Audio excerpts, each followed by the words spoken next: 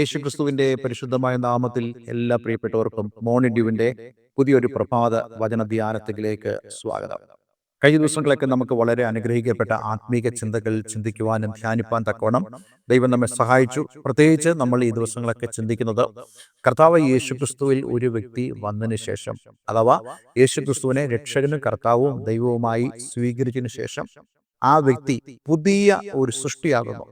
വിശുദ്ധ വേദപുസ്തകത്തിൽ നമ്മൾ വായിക്കുന്നുണ്ടല്ലോ, ഒരുവൻ ക്രിസ്തുവിലായാൽ അവൻ പുതിയ സൃഷ്ടിയാകുന്നു, പഴയത് കഴിഞ്ഞുപോയി, കണ്ടാലും സർവവും പുതിയതായി തീർന്നിരിക്കുന്നു. നമ്മൾ പുതു മനുഷ്യരാണ്. പഴയ മനുഷ്യന്റെ യാതൊരു ലാഞ്ചനയും നമ്മുടെ ജീവിതത്തിൽ ഉണ്ടാകാൻ പാടില്ലെന്ന് വിശുദ്ധ വേദപുസ്തകം നമ്മെ വ്യക്തമായി പഠിപ്പിക്കുന്നു.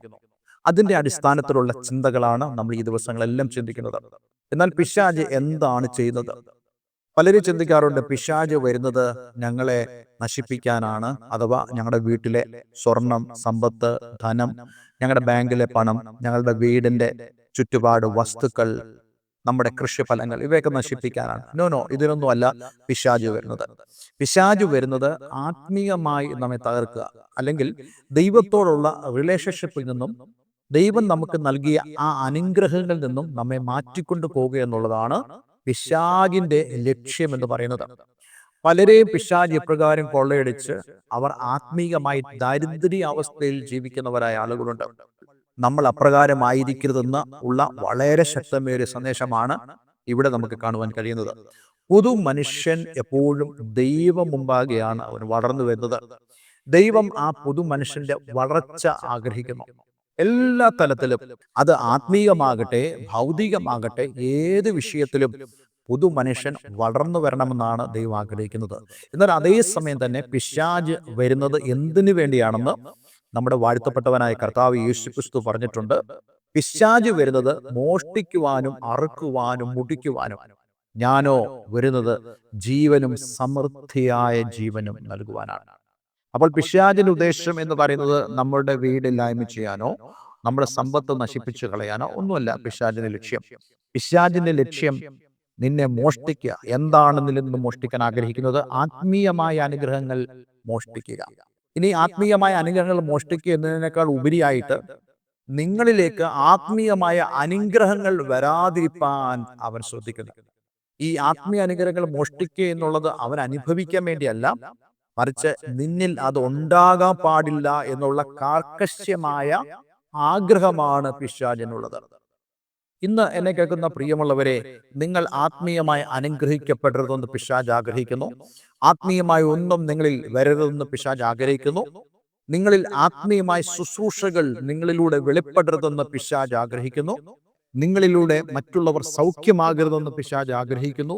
നിങ്ങളിലൂടെ നിങ്ങളുടെ ദേശവും നിങ്ങളുടെ ഭവനവും നിങ്ങളുടെ സന്തതികളും അനുഗ്രഹിക്കപ്പെടരുതെന്ന് പിശാച് ആഗ്രഹിക്കുന്നു. എന്നാൽ ഇതിനെതിരെ ദൈവത്തിന്റെ വചനം എന്താണ് പറയുന്നത്? ദൈവത്തിന്റെ വചനം നമുക്ക് തരുന്ന ചില വാണിങ്സ് ഉണ്ട്. ആ വാണിങ്ങളാണ് നമ്മൾ ഈ ദിവസങ്ങളെല്ലാം നമ്മൾ ചിന്തിക്കുന്നത്. ഇന്ന് നമ്മൾ ചിന്തിക്കുന്നത് എഫീസ്യ ലേഖനം 4-ാം 32-ാമത്തെ വാക്യമാണ്. നിങ്ങൾ തമ്മിൽ ദയയും മനസ്സലും ഉള്ളവരായി ദൈവക്രിസ്തുവിൽ നിങ്ങളോട് ക്ഷമിച്ചതുപോലെ അന്യോന്യം ക്ഷമിപ്പീൻ. ഇവിടെ നോക്കണേ, വളരെ വ്യക്തമായി നമ്മൾ തമ്മിലുള്ള റിലേഷൻഷിപ്പ്, അതായത് രക്ഷിക്കപ്പെട്ട ആളുകൾ, ദൈവഭാഗത്തേക്ക് വന്നവരായ ആളുകൾ തമ്മിലുള്ള ആ കുടുംബ ബന്ധം, അത് വളരെയധികം ശക്തമായി മുന്നോട്ട് പോകേണ്ടത് ആവശ്യമാണ്. അതിൽ വളരെ പ്രധാനപ്പെട്ട ചില ചിന്തകളാണ് നമ്മൾ ഈ 32-ാമത്തെ വാക്യത്തിൽ വായിച്ചത്. നമ്മൾ തമ്മിൽ ദയയും മനസ്സിലും ഉള്ളവരായിട്ട് നാം ക്ഷമിക്കുന്നവരായി തീരണമെന്ന് പറയുന്നു. അപ്പോൾ ഈ ക്ഷമയില്ലാത്തതായ അവസ്ഥകളുണ്ട്. പലപ്പോഴും നമ്മൾ ചിന്തിക്കുന്നത്, ഒരു വ്യക്തി നമുക്കെതിരെ ഒരു തെറ്റ് ചെയ്തു, നമ്മെ കളിയാക്കി, അല്ലെങ്കിൽ നമുക്കെതിരെ അപവാദം പറഞ്ഞു വരുത്തി, നമുക്കെതിരെ ഏഷണി പറഞ്ഞു വരുത്തി, നമ്മൾ ആ വ്യക്തിയോട് ക്ഷമ കാണിക്കാതെ, ആ വ്യക്തിയോട് നമ്മൾ ക്ഷമിക്കാതെ നമ്മൾ ആയിരിക്കുന്നെങ്കിൽ എന്താണ് സംഭവിക്കുക? നമ്മളിൽ സംഭവിക്കുന്നത് എന്താണ് എന്നുള്ളത് കഴിഞ്ഞ ദിവസങ്ങളൊക്കെ നമ്മൾ ചിന്തിച്ചു. എന്നാൽ ഈ വചനഭാഗങ്ങളിലൂടെ ദൈവം നമുക്കൊരു മാതൃക കാണിക്കുക. ആ മാതൃക എന്ന് പറയുന്നത് ദൈവ ക്രിസ്തുവിൽ നിങ്ങളോട് ക്ഷമിച്ചതുപോലെ. അപ്പോൾ അങ്ങനെയാണെങ്കിൽ യേശു ക്രിസ്തുവിലൂടെ ദൈവം നമ്മളോട് ക്ഷമിച്ചതായ ആ കാര്യത്തെ ചൂണ്ടിക്കാണിച്ചുകൊണ്ട് വ്യക്തമായി പറയുന്നു, നിങ്ങൾ തമ്മിൽ തമ്മിൽ ക്ഷമിക്കണം. അപ്പോൾ അങ്ങനെയാണെങ്കിൽ ദൈവം ക്രിസ്തുവിലൂടെ നമ്മളോട് ക്ഷമിച്ച ക്ഷമ അത് എത്ര വലുതാണെന്ന് നമ്മൾ മനസ്സിലാക്കേണ്ടതായിട്ടുണ്ട്. എപ്പോഴും നമ്മളൊരു കാര്യം മനസ്സിലാക്കണം. നമ്മളുടെ നീതി പ്രവൃത്തികളോ നമ്മുടെ പുണ്യപ്രവൃത്തികളോ നമ്മളുടെ കൈകളുടെ യാതൊരു പ്രവൃത്തികളോ ദൈവ മുമ്പാകെ നീതീകരിക്കപ്പെടുകയില്ല, അംഗീകരിക്കപ്പെടുകയില്ല. കാരണം നമ്മൾ പാപികളായതുകൊണ്ട് നമ്മൾ പൂർണ്ണരല്ല.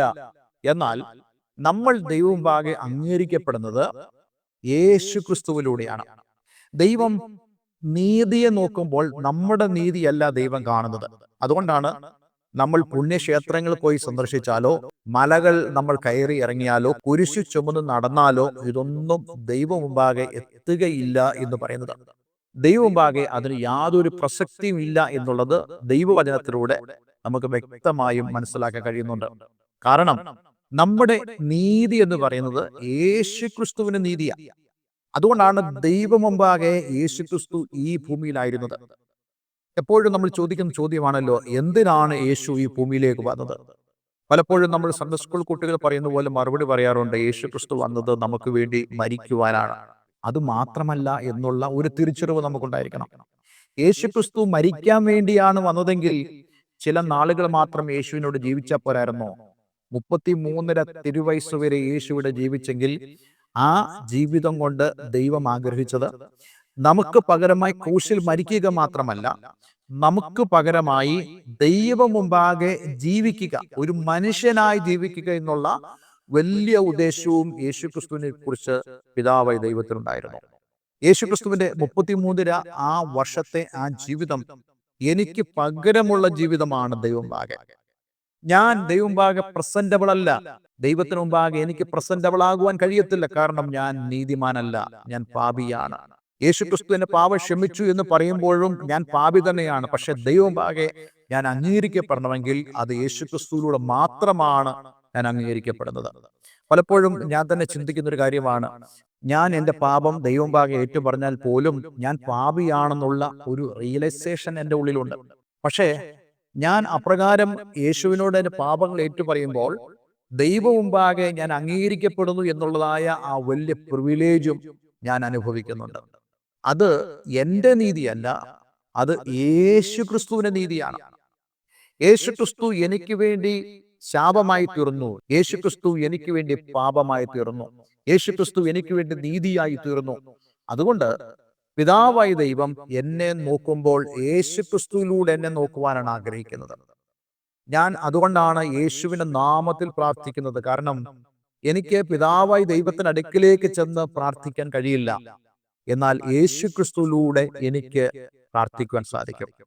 അപ്പോൾ ദൈവം കാണുന്നത് യേശു ക്രിസ്തുവിന്റെ നീതിയാണ്. ദൈവം കാണുന്നത് യേശു ക്രിസ്തു നൽകുന്നതായ ക്ഷമയാണ്. ദൈവം കാണുന്നത് യേശു ക്രിസ്തുവിലൂടെ എന്നെ വ്യക്തമായും കാണും. അവിടെയാണ് എനിക്ക് ഈ ദൈവകൃപ ലഭിച്ചിരിക്കുന്നത്. ഇനി നമ്മൾ മനസ്സിലാക്കേണ്ട ഒരു വളരെ പ്രധാനപ്പെട്ട കാര്യമുണ്ട്. നമ്മുടെ മാതൃക എന്താണെന്നുള്ളത് ഇവിടെ വ്യക്തമായി കാണുന്നു. പിതാവായ ദൈവം ക്രിസ്തുവിൽ നിങ്ങളോട് ക്ഷമിച്ചതുപോലെ നമ്മളോടുള്ള ദൈവത്തിന്റെ ക്ഷമയുടെ പ്രത്യേകത എന്താ? നമ്മൾ ശത്രുക്കളായിരിക്കുമ്പോഴേ ദൈവം നമ്മെ സ്നേഹിച്ചു. നമ്മളുടെ ജീവിതത്തിന്റെ പ്രവർത്തികൾ, പാപപ്രവർത്തികൾ ദൈവകോപത്തിന് കാരണമാകുന്നതാണ്. പക്ഷേ ദൈവകോപം ദൈവം അടക്കി വെച്ച് അവൻ എന്നെ സ്നേഹിച്ചു. അവൻ തന്റെ ക്ഷമ എന്നോട് കാണിച്ചു.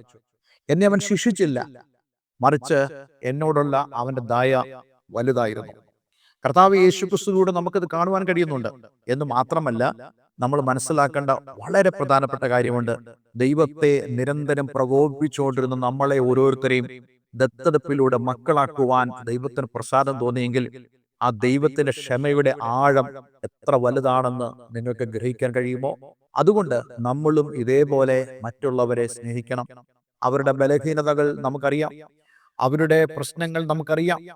അവർ ഒരുപക്ഷെ നമ്മളുടെ ചിന്തകളിൽ കടന്നു വന്നിട്ട് വളരെ അസ്വസ്ഥത നമുക്ക് ഉണ്ടാക്കുന്നവരായിരിക്കാം. പക്ഷെ അവരോട് നമുക്ക് ക്ഷമിക്കുവാൻ കഴിയുന്നുണ്ടെങ്കിൽ മാത്രമേ ആ ദൈവത്തിന്റെ ക്ഷമയുടെ ആഴങ്ങളിലേക്ക് നമുക്ക് കടന്നു പോകാൻ കഴിയത്തുള്ളൂ. ഞാൻ മനസ്സിലാക്കുന്ന വളരെ പ്രധാനപ്പെട്ട കാര്യമുണ്ട്. നമ്മുടെ ചുരുങ്ങിയ കാലം നമ്മൾ ഈ ലോകത്തിൽ ജീവിക്കുക, അതിനുശേഷം നമ്മൾ മരിച്ച് നമ്മുടെ ആത്മാവ് ക്രിസ്തുവിനോടുകൂടെ ആയിത്തീരും. അല്ല, കർത്താവ് യേശുക്രിസ്തുവിന്റെ വരവ് സംഭവിച്ചാൽ നാം അവനോടുകൂടെ എടുക്കപ്പെടും. പക്ഷേ നമ്മൾ ഇന്ന് ഈ ഭൂമിയിൽ നമ്മളുടെ സമശിഷ്ടങ്ങളോട് നമുക്ക് ക്ഷമിക്കാൻ കഴിയാഞ്ഞാൽ ആ നിത്യതയിലേക്ക് വരുമ്പോൾ, ദൈവത്തിന്റെ സിംഹാസനത്തിന് മുമ്പാകെ നമ്മൾ എത്തുമ്പോൾ, ദൈവം നമ്മെ ന്യായം വിധിക്കുമ്പോൾ, നമ്മൾ മറ്റുള്ളവരോട് ക്ഷമിച്ചില്ലെങ്കിൽ നമുക്കും ക്ഷമ കിട്ടില്ല എന്നുള്ള വ്യക്തമായൊരു വാണിംഗ് നമുക്ക് ഈ വേദഭാഗത്ത് കാണാൻ കഴിയുന്നുണ്ട്. അതുകൊണ്ട് ഞാൻ നിങ്ങളോട് പറയട്ടെ, നമ്മൾ ക്ഷമിക്കുമ്പോൾ വാസ്തവമായിട്ടും അത് നമുക്ക് സ്വർഗത്തിൽ ഒരു അനുഗ്രഹമായി തീരും. 1-2 വാക്യങ്ങൾ വായിച്ചിട്ട് ഞാൻ ഈ വേദഭാഗം ഇവിടെ നിർത്തുകയാണ്. മത്തായിയുടെ സുവിശേഷം 6-ാം അധ്യായം 14-ാം വാക്യം. നിങ്ങൾ മനുഷ്യരോട് അവരുടെ പിഴകളെ ക്ഷമിച്ചാൽ സ്വർഗസ്ഥനായ നിങ്ങളുടെ പിതാവ് നിങ്ങളോടും ക്ഷമിക്കും. അപ്പോൾ ദൈവം നമ്മളോട് ക്ഷമിക്കണമെങ്കിൽ, അതായത് ആ ക്ഷമയുടെ ആ റിസൾട്ട്, ഫലം നമ്മൾ അനുഭവിക്കുന്നത് ദൈവം മുമ്പാകെ നമ്മൾ കടന്നു വരുമ്പോഴാണ്. അതുകൊണ്ടാണല്ലോ ദൈവത്തിന്റെ വചനം പറയുന്നത്, ഞാൻ നിന്നോട് കാര്യം തീർക്കുന്ന നാളിൽ നിന്റെ കരം ബലപ്പെട്ടിരിക്കുമോ. ഇനി അടുത്ത വാക്യത്തിലേക്ക് നമുക്കൊന്ന് കടക്കാം. 6-ാം അധ്യായം 15-ാം വാക്യം. നിങ്ങൾ മനുഷ്യരോട് പിഴകളെ ക്ഷമിക്കാഞ്ഞാലോ നിങ്ങളുടെ പിതാവ് നിങ്ങളുടെ പിഴയും ക്ഷമിക്കില്ല. അപ്പോൾ ക്ഷമ കിട്ടണമെങ്കിൽ നാം മറ്റുള്ളവരോട് ക്ഷമ കാണിക്കണം. കാണപ്പെടുന്ന സഹോദരനെ സ്നേഹിക്കാൻ അറിയാത്തവന് ദൈവത്തെ എങ്ങനെ സ്നേഹിക്കാൻ സാധിക്കും? അതുകൊണ്ട് ഇന്നെ കേൾക്കുന്ന പ്രിയമുള്ളവരെ, ആ ദൈവസ്നേഹത്തിൻ്റെ ആ ആഴങ്ങളിലേക്ക് നമുക്ക് യഥാർത്ഥമായും ഇറങ്ങിച്ചെന്ന് ദൈവത്താലുള്ള ആ അനുഗ്രഹം നമ്മൾ പ്രാപിക്കണമെങ്കിൽ നമ്മൾ മറ്റുള്ളവരോട് ക്ഷമിക്കുന്നവരും, അതേപോലെ തന്നെ നമ്മൾ പരസ്പരം ദയയും മനസ്സിലും ഉള്ളവരായി തീരണമെന്നുള്ള ശക്തമേറിയ സന്ദേശം ഇന്ന് പരിശുദ്ധാത്മാവ് നമുക്ക് നൽകിയാണ്. ഒരു നിമിഷം നമുക്ക് പ്രാർത്ഥിക്കാം. സ്വർഗീയപിതാവേ, ഇന്ന് ഞങ്ങളെ കേൾപ്പിച്ച വളരെ അനുഗ്രഹിക്കപ്പെട്ട സന്ദേശത്തിനായി സ്തോത്രം. ഈ വചനം കേൾക്കുന്ന ഏവരെയും ഞാൻ യേശുവിൻ്റെ നാമത്തിൽ അനുഗ്രഹിക്കുന്നു. കർത്താവെ, മറ്റുള്ളവരോട് ക്ഷമിക്കേണ്ടതിൻ്റെ വലിയ പ്രാധാന്യം എന്താണെന്നുള്ളത് അങ്ങ് ഞങ്ങളെ ഗ്രഹിപ്പിച്ചതിനായി സ്തോത്രം. ഈ വചനം കേൾക്കുന്ന ഏവരെയും ഞാൻ യേശുവിൻ്റെ നാമത്തിൽ അനുഗ്രഹിക്കുന്നു. പ്രാർത്ഥന കേട്ടതിന് നന്ദി. യേശു ക്രിസ്തുവിൻ നാമത്തിൽ തന്നെ. ആമേൻ, ആമേൻ. ഇന്നത്തെ വചനം നിങ്ങളുടെ ജീവിതത്തിൽ വളരെ അനുഗ്രഹപ്രദമായി തീർന്നു എന്ന് ഞാൻ വിശ്വസിക്കുന്നു. ഈ സ്ക്രീനിൽ കാണുന്ന ഫോൺ നമ്പറുകൾ ഞങ്ങളെ വിളിക്കുക. എല്ലാവരും ദൈവം അനുഗ്രഹിക്കട്ടെ. Have A nice day. God bless you all.